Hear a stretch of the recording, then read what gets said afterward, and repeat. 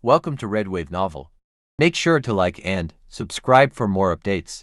Amin was terrible at housework of any kind, but the thing he was worst at was cleaning. Surprisingly, he actually could cook. More specifically, he could prepare something hot and usually technically edible, as long as he was willing to set aside petty concerns like presentation or flavor and also assumed the possibility of grievous bodily injury at some point during the process. He wasn't completely incapable of preparing food. Laundry was alright, too. That much was possible for anyone, even Amin. If push came to shove, there was always the option of taking his clothes to a coin laundromat. All it boiled down to was a matter of stuffing everything into the machine and letting it run with detergent and water inside. Amin could pull that off, no problem. The one thing he was absolutely hopeless with, however, was cleaning. What do I do? One weekend, Amin had finally gotten tired of listening to both Maharu and Itsuki lecture him day in and day out about cleaning his apartment and had resolved to finally do something about it. The only problem was that Amin was at a complete loss on how to get started. He knew that this was his own fault, but the first problem was that his things were piled up all over the place and he couldn't figure out how he could even begin to get them in order. Unsure of what else to do, Amin started by washing his bedsheets and airing out his futon. What should come next? He wondered. Clothes and magazines are scattered everywhere, so there's really no room to walk. Home University High School.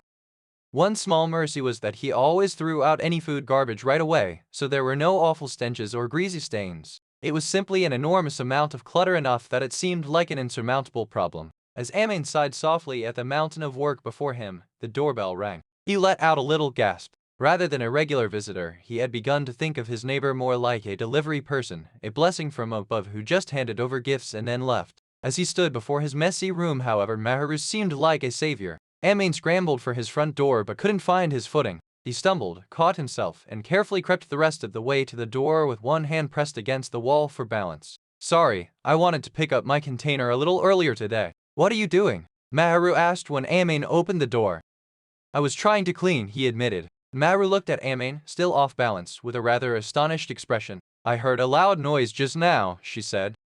I almost fell. Bet you did. You haven't even begun to clean, have you? Wasn't sure how to start. I can tell. Amin grimaced at Maharu's comment. It was no less candid than usual, and Amin really couldn't think of anything to justify his lack of progress. Besides, he knew that if he got sulky now and lashed out, he wouldn't be able to get her advice on how to go about cleaning his apartment. The trouble was that he wasn't sure how exactly to ask for Maharu's help. I was hoping for some cleaning tips, but I wonder if she'll actually give me any advice. Amin hesitated when he saw that Maharu was peering past him at the clutter beyond. Her eyes conveyed her shock at the disastrous scene behind him. It truly must have been an awful sight. Unbelievable. I'll help you clean your apartment.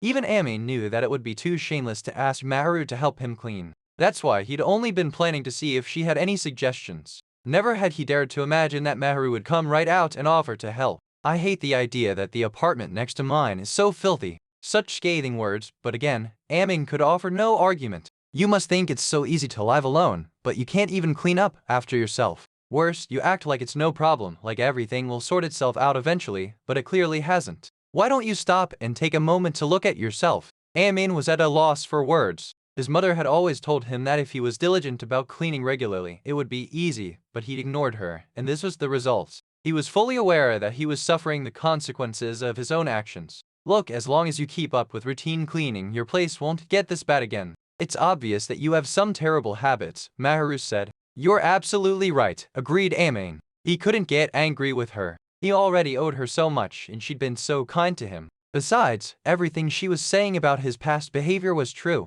He had underestimated how difficult living alone would be, and he really did just sort of assume that everything would somehow work itself out, and this was the result. Amin could only nod solemnly at Maharu's words. Well, is it alright if I start with this room? Maharu asked. Is it alright with you? Amin answered with a question of his own. I'm the one who's offering, so of course it's alright. I'm going to go get ready, so while I do, if you have anything you don't want me to see, or any valuables, please put them in a closet and lock them up. I'm not worried about that. Amin refused to even entertain the idea that someone who had been so kind to him, even despite her sharp words, might steal from him. Not to mention that Maharu was far too good-hearted to ever harm another person like that. You're not? She inquired. There's no way that you would do something like that, Amin replied. No, that's not what I. Look, aren't you worried that I might see something that, as a boy, you'd rather hide? Well, unfortunately, I don't happen to have any such things. Well, in that case, it's fine, then. Alright, I'm going to go change clothes and fetch some cleaning supplies. I don't take cleaning lightly, you know. Maru returned to her apartment, and Amin watched her go with a wry smile. She came back wearing different clothes, a long white t-shirt and khaki-colored cargo pants. The t-shirt closely followed the lines of her body, the delicate fabric bringing the curves and edges into full relief. Maharu's long hair had been skillfully gathered into a perfectly round bun, and Amin felt strangely uncomfortable being able to see the white nape of her neck. Previously, he had only ever seen her in dresses and skirts, and he found there was something refreshing about this look. Amin had thought before that boyish clothes like this probably wouldn't suit her well, but he had clearly been wrong. He was beginning to realize that beautiful girls looked good in whatever they put on. This new outfit looked comfortable for moving around the house, but it was also a look that Maharu could have worn around town. Amin never would have imagined that these were clothes that she was okay with getting dirtied. You don't mind if those get messed up? Amin asked. I was planning to throw these out soon anyway, so it's fine if they get a bit dirty. Maharu scanned the cataclysm that was Amin's apartment and sighed softly. I'm only going to say this once we're going to clean thoroughly, got it?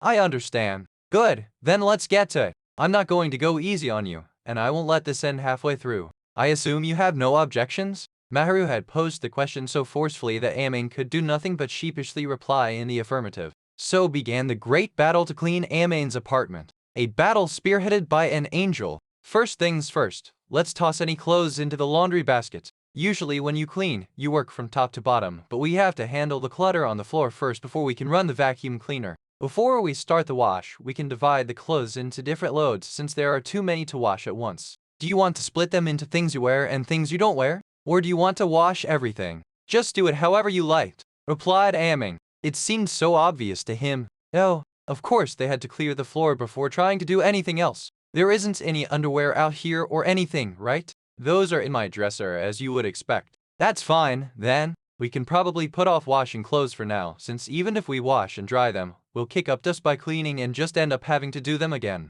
If you're not in a hurry, you can do the laundry after we finish cleaning. Okay.